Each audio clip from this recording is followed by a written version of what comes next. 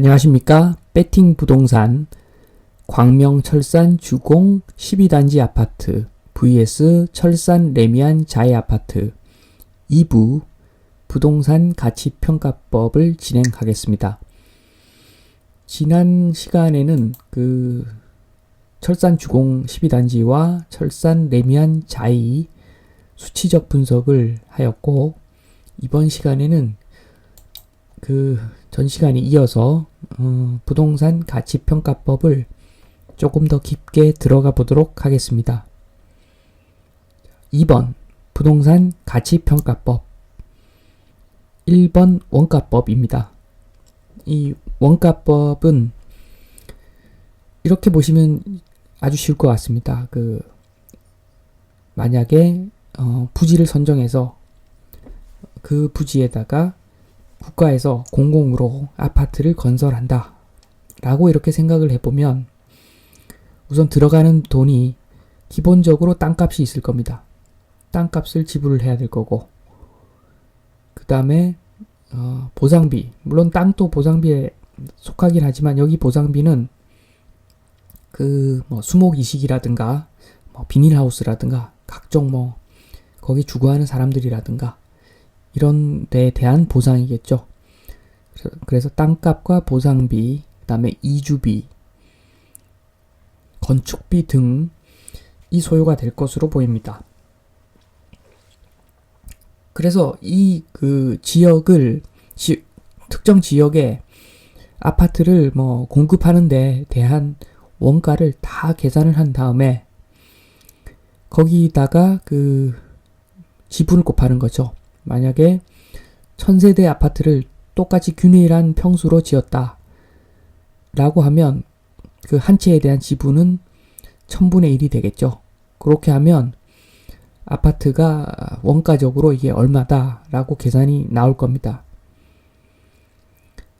그래서 말씀드린 국가 주도의 신도시 개발이면 땅값이 사실 싸죠. 왜냐하면 보상비의 기준이라고 하는 것은 그러니까 아파트를 건설하고 나서의 땅값이 아니라 그 이전 땅값이 당연히 되는 거고, 왜냐하면 국가에서 이 땅을 개발하지 않았으면 어떻게 보면 매매도 잘 안 되는 땅을 보상을 해주는 개념이기 때문에 땅값이 무지하게 싸겠죠. 특히나 일반 주거단지 제2종, 제3종 일반 주거 지역으로 표기된 어떤 땅이 아니라 논밭 이런 거죠. 논밭, 임야 이런 것들을 사서 아파트를 짓는 것이기 때문에 땅값이 거의 안 들어가는 거죠. 지역에 따라서는 건축비보다도 땅값이 적은 위치도 있겠죠. 위치에 따라서. 이렇게 되면 인근의 좀 아파트에 대비해서 분양가가 이 원가로 만약에 공급을 한다라고 하면, 지금은 아파트 값이 너무 올라와 있는 상태라서 3분의 1로도 공급이 가능하겠죠. 4분의 1까지도 가능할 겁니다. 그렇게 엄청나게 싸게 공급을 할 수가 있는데, 국가 주도라서 가능한 일이죠. 민간에서 하면 이렇게 할 수가 없을 건데, 어떤 그런 주거 안정이라는 측면에서 정부가 만약에 강력하게 이렇게 발벗고 나선다고 하면 4분의 1 분양가도 아예 불가능한 이야기는 아닐 겁니다. 그 기준으로 보면 지금 아파트들은 다 엄청나게 비싼 거죠. 3배, 4배씩 비싼 아파트가 돼버리는 거니까, 이 원가법을 요런 방식으로 적용을 하면 아예 집을 살 수가 없겠죠. 그래서 요거는 조금 특수한 경우라고 생각을 하면 될 것 같고, 실질적으로 원가법을 적용하는 것은 일반적으로 구축 아파트 재건축 가능 여부 검토할 때 요걸 쓰면 됩니다. 그래서 마찬가지죠. 재건축을 하더라도 조합원이 있을 거고, 그 다음에 이제 추가로 짓게 되는 세대수가 있을 거고, 그래서 총 세대가 나올 거고, 그 다음에 현재 아파트에 대한 땅값도 있고 이주비도 있고 보상비도 있고 철거비도 있고 건축비도 있고 쭉 나오겠죠. 그래서 그 내용들을 쭉 계산을 하면 이 재건축했을 때 얼마가 들어간다 이렇게 나오겠죠. 그런데 요것도 이 업을 해본 사람들이 하는 것이고 일반인 입장에서는 이 원가법을 어떻게 활용을 하나 라고 생각을 해보면 땅값을 계산하는 것만으로도 원가법에 적용일 수 있습니다. 왜냐면 국가 주도가 아니라 민간에서 하는 재건축은 결국에는 땅값이거든요. 땅값이 공사비의 절대적으로 높은 퍼센트를 차지하기 때문에 땅값만 봐도 계략적으로 재건축의 성공 여부를 알 수가 있는 거죠. 그래서 그렇게 적용을 하시면 됩니다. 그게 좀 어렵다고 생각이 되시면 그러니까 기준이 있어야 되잖아요. 땅값에 대한 기준이 있어야 되는데 그게 없으시면 거래 사례 비교법하고 섞어서 적용하시면 됩니다. 거래 사례 비교법이 대단히 어려운 건 아니고 두 아파트 앞서 제가 저번 시간에 했듯이 두 개의 아파트에 대한 땅값을 비교해보고 그러면 어느 쪽이 좀 더 낫다 이렇게 판단은 쓰실 겁니다. 그 방식으로 원가법을 적용하면 될 것 같습니다. 자, 2번 거래사례 비교법입니다. 이 거래사례 비교법은 정말로 쉬운 거죠. A 아파트, B 아파트 있으면 좀 더 좋은 아파트가 있을 것이고 그러면 B 아파트가 가격이 얼마면 A 아파트는 얼마다 요렇게 나오는 거죠. 완전히 어떻게 보면 정량적인 지표라기보다는 정성적인 지표에 가까울 수 있다고 봅니다. 그러니까 이게 뭐가 좋냐 이렇게 하고 이렇게 정한 다음에 그러면 얼마나 좋냐에 대한 수치가 나와야 되는데 1.2배, 1.3배, 1.5배 요것도 데이터가 없으니 과거의 데이터로 그냥 따라갈 수밖에 없는 거죠. 이렇게 모호한 개념이기 때문에 거래사례 비교는 거래된 가격을 비교해서 아파트 간 상호 우위를 기반으로 해서 가격을 산정한다는 것이기 때문에 모호하죠. 모호하지만 아주 편하게 적용할 수가 있겠죠. 그래서 거의 모든 사람이 거래 사례 비교만 가지고 지금 매매를 하는 상황이 생겼죠. 특히나 부동산에서 이걸 권하기 때문에 이 거래 사례 비교법에 세뇌가 되어 있어서 지금과 같은 사태가 일어난 거죠. 아주 선동하기 좋은 대표적인 방식입니다. 그래서 이 거래 사례 비교법은 사실 제대로 정착을 하려면 이 국민 모두가 완벽히 정직할 경우에만 가능한 방법입니다. 몇 명만, 일부 사람만 이걸 왜곡을 시켜버리면 모든 게 다 왜곡이 되어버리는 거죠.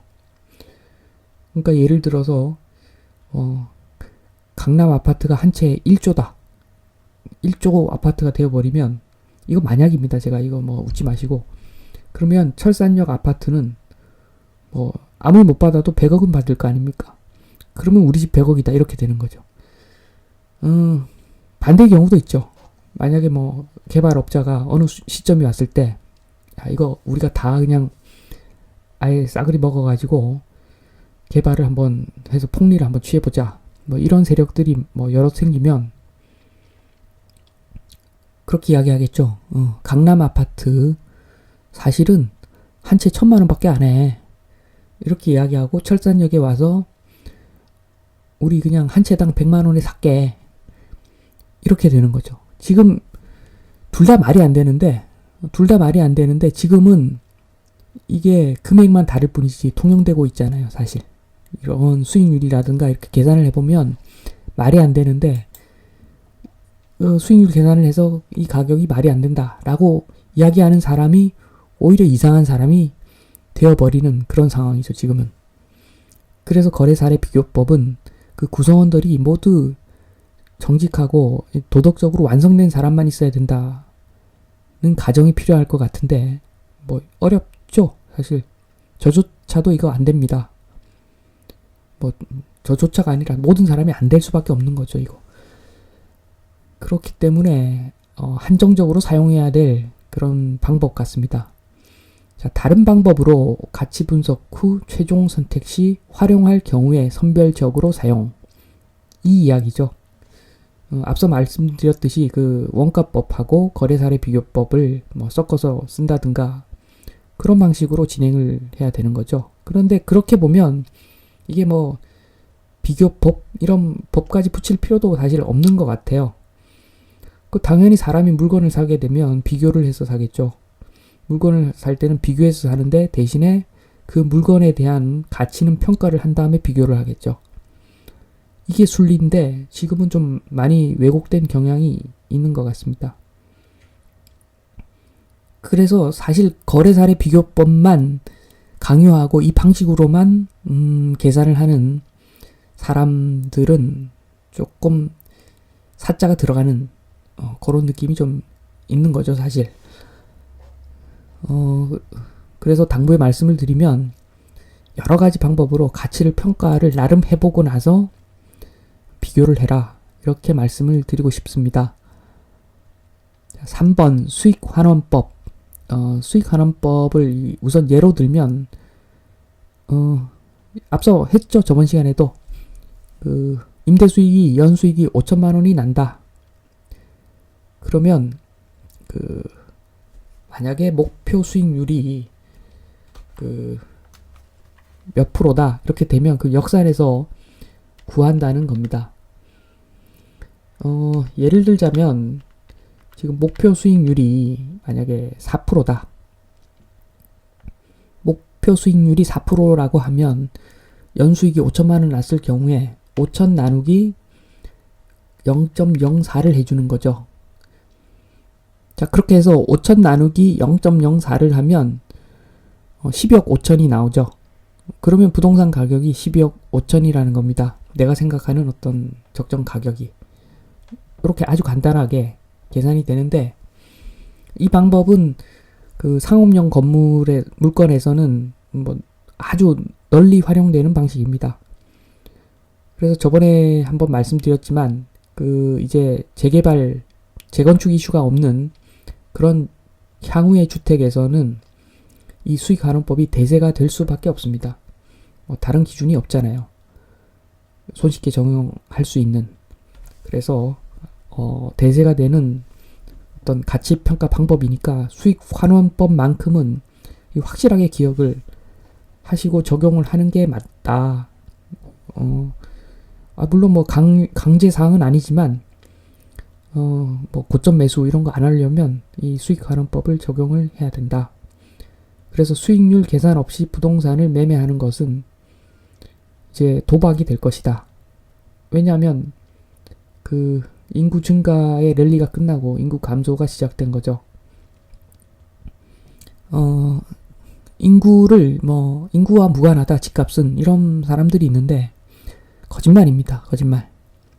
대한민국이 지금 현재 2등이죠, 2등.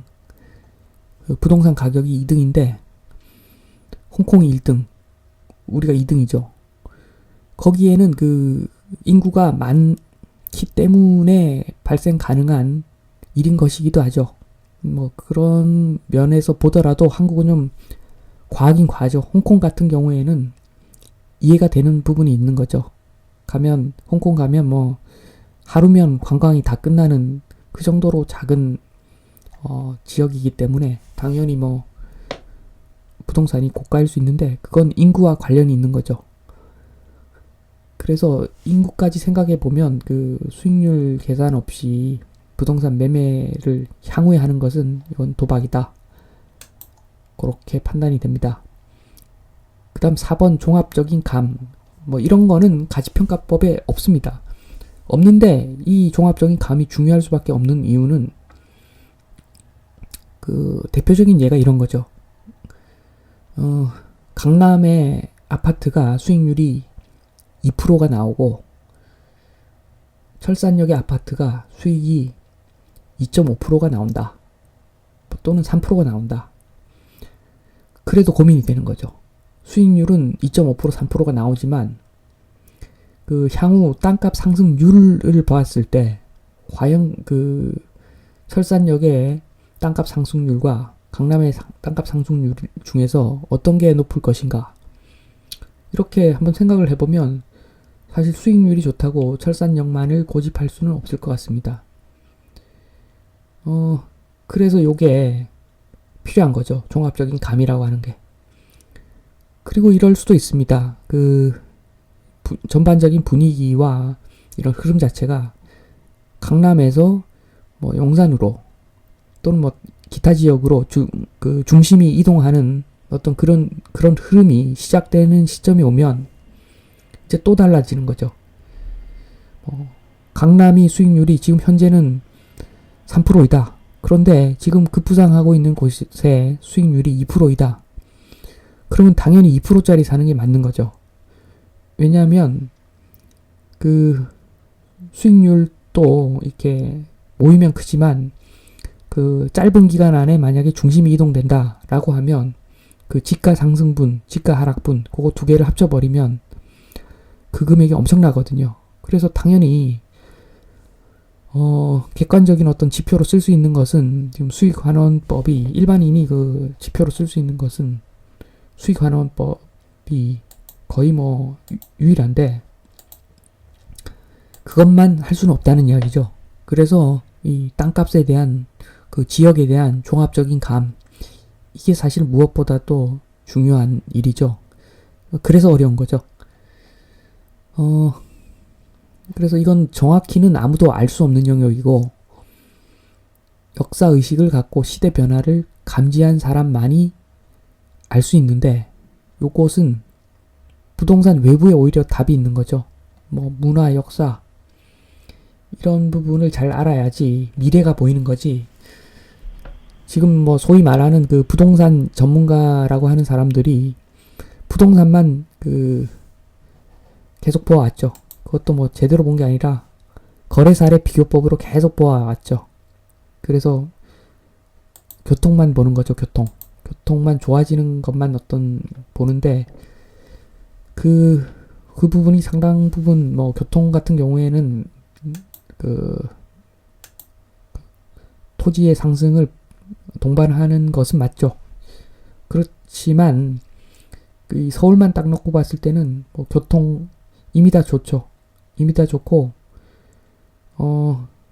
자율주행이라든가 이런 부분은 한 번도 경험 못한 일이고, 그 다음에 그 GTX 같은 경우에는 제가 보기에는 뭐 외곽에 있는 주거지가 부상되는 요인이지 그 중심부에 있는 그 땅값을 한 번 더 상승시키기에는 좀 한계가 있을 수도 있죠.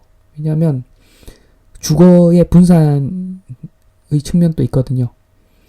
그러니까 서울 중심지에 살 필요가 없어지는 그런 요소도 있기 때문에 이게 참 이 교통이 좋아진다고 해서 무조건 뭐 모든 그 물건이 다 좋아진다 이렇게만은 볼 수도 없는 부분이 조금은 있습니다. 물론 교통은 중요하지만, 그래서 요 종합적인 감을 한번 제 나름대로, 제가 뭐 감은 별로 없지만 나름 한번 이렇게 철산역 지역을 한번 보면, 이 철산역을 보기 전에 우선 그 부분부터 봐야 될 것 같습니다. 강남과 과천, 뭐 분당 요런 지역을 한번 보면, 그쵸, 성남, 분당, 성남과 분당을 오히려 봐야 되겠네요. 위치상 보면 철산역이 과천에 오히려 가깝죠. 만약에 대림역이 강남이다, 뭐 대림, 신풍 이런 데가 뭐 강남이다 라고 하면 철산역은 과천에 가까운 데고, 분당은 뭐 저기 부천 정도 되겠네요. 저기 지도로 보면. 그래서 이런 그 타 지역을 우선 살펴보면, 그 성남은 사실 많이 낙후된 지역이었죠. 낙후된 지역이고 그 난개발이 돼서 동네 자체가 뭐 재개발하기가 아주 껄끄러운 그런 대표적인 도시였죠. 그러다 보니까 서울에서는 성남이 가깝지만 개발이 힘드니까 분당이 급부상해버린 거죠. 분당이 개발되기 전에는 땅값이 굉장히 쌌죠. 그래서 땅값이 싸면 오히려 개발이 잘 되는 측면이 강합니다. 그래서 분당이 먼저 개발이 된 거고, 그 분당이 개발되니까 또 분당 땅값이 너무 올라 버리는 거죠. 이렇게 땅값이 너무 올라 버리면 또 개발업자 입장에서는 이게 전혀 호재가 아닌 거죠. 그럼 오히려 성남이 좋아질 수도 있습니다. 그래서 1번, 2번, 3번 위치로 보면 1번이 제일 좋은 위치, 그 다음에 2번이 인접 위치, 3번이 그 다음 위치면 1번이 막 너무 좋아서 사람들이 밀집해서 또 새로운 공간이 필요하면 2번으로 가는 것이 아니라 1번에서 3번으로 갈 때가 많습니다.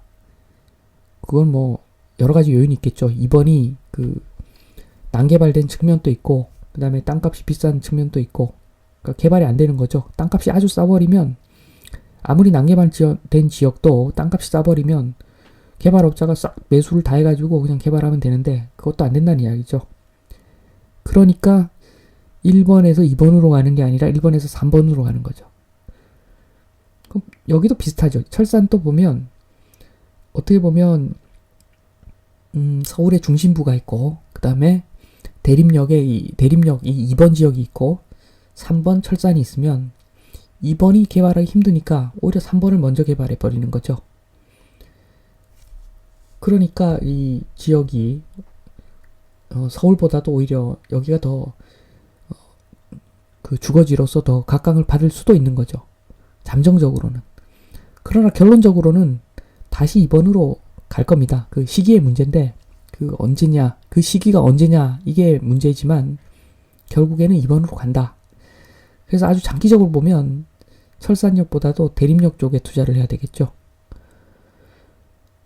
장기적인 이야기입니다. 이게 뭐 그 기간을 또 아무도 알 수 없기 때문에 미래를 정확히 볼 수는 없고, 그 다음에 여기서 또 볼 점은 철산역이 지금의 그 가격을 유지를 하려면 이건 뭐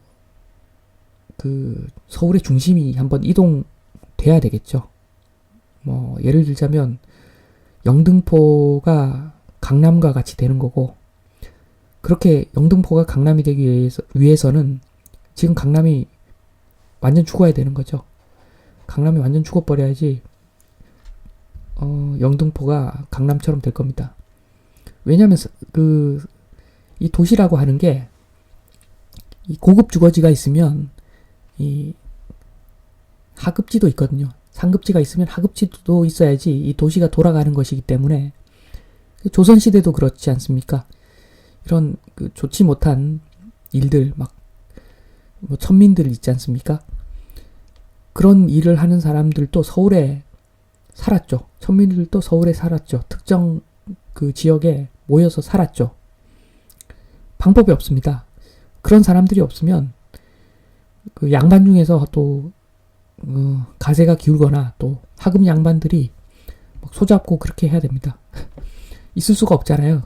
그렇기 때문에 예나 지금이나 도시라고 하는 것은 상급지, 하급지가 있어야 되는데 상급지가 두 개가 될 수는 없죠. 지금 두 개가 될 수 없다는 게 제가 표현상의 문제인데, 상급지가 두 개가 되면 이미 그 상급지는 우리가 알고 있던 상급지가 아닌 거죠. 강남이 두 개가 생겨버리면 힘의 분산에 의해서 당초 그 강남이 그렇게 좋아질 수가 없는 거죠. 물론 이런 현상이 계속 생깁니다. 지금 또 생기고 있지만, 힘의 분산이 이루어지고 있지만, 영등포가 완전 메인이 되려면 강남이 완전 죽어야 됩니다. 강남이 완전 죽어버리면 강동도 많이 죽겠죠. 오히려 서초만 조금 괜찮을 수도 있겠죠. 왜냐하면 영등포가 중심이니까 나름 영등포에서 좀 가깝지 않습니까? 그러면 강남이 완전 죽고 영등포가 강남이 되고, 영등포가 강남이 되면 요 대림 지역은 서초 정도 될 거고, 서초나 송파 정도 될 거고. 그러면 철산역이 분당이 아니라 과천. 철산역이 과천 정도 될 수가 있는 거죠. 그리고 지금 이야기가 경기가 오히려 중심이 된다. 요런 이야기는 사실 좀 성립되기 힘듭니다, 사실. 저번에도 한번 말씀드렸는데, 강남이 지금 그 1등으로 인정받는 이유는 결국에는 서울에 속해 있고, 그 서울은 역사와 전통의 4대문이 있기 때문입니다. 4대문이 있어서 서울이 인정받는 것이고, 그 후광을 그 강남이 완전 다 받아서 1등이 되는 거죠. 그런데 이 철산역에 4대문이 없잖아요. 철산역 옆에 부천에 뭐 4대문인 것도 아니고. 그렇기 때문에 철산역은 뭐 이 자체가 철산역 자체가 중심이 될 수는 없고, 한번 아주 뭐 황당한 그 가정을 하면 방금 말씀드린 영등포가 강남이 되는 겁니다. 영등포가 강남이 되고 대림이 송파가 되고 철산이 과천 정도가 되면 지금 가격 말이 되는 거죠. 그런데 그런 일이 지금 당분간은 생기지 않기 때문에 철산역의 현 가격 자체를 저는 뭐 적정 가격이다 이렇게 보지는 않습니다. 이게 제가 생각하는 이 종합적인 감에 대한 이 부분인데, 이 종합적인 감은 저처럼 이렇게 무식한 사람이 이렇게 의견을 내놓을 때 맞을 확률이 굉장히 낮을 수가 있죠. 굉장히 낮겠지만 이 식견을 가지고 안목 있는 사람이 보면 이 종합적인 감이 상당히 올라갈 수 있습니다. 그리고 이 자체도 그 사회가 좀 투명해져야지 되는 겁니다, 사실. 지금처럼, 만약에 지금처럼은 아니고 정보가 많은 사람이 모든 개발 계획을 다 알고서 어떤 지역을 짚어낸다면 그 사람을 이길 수가 없죠. 역사적으로 시대 의식을 갖고 아무리 본들 부동산은 국가가 정하는 건데 가격을 자기 마음대로 할 수 있는 게 부동산인데, 그 모든 정보를 아는 사람이 어떤 지역을 힘이 있을 때 그 지역을 찝고서 집중 개발해 버리면 답이 없습니다. 그래서 이게 문제가, 이조차도 조금 사회가 좀 투명해져야 되는 거죠. 그렇기 때문에 이 종합적인 감을 볼 때는 이 보수적인 관점에서 봐야 됩니다. 보수적인 관점에서 본다는 것은 아까 말씀드린 그 역사적인 것들, 그러니까 광화문을 만약에 세종으로 옮기자 이런 주장을 할 수가 없겠죠. 난리가 날 거 아닙니까?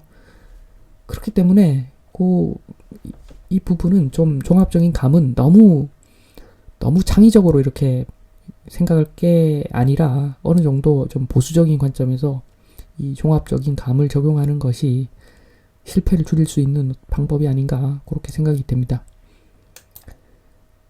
그래서 이번 시간에는 그 부동산 가치평가법에 대해서 좀 자세히 설명을 드렸고, 이 방법을 적용하면 결론은 마찬가지입니다.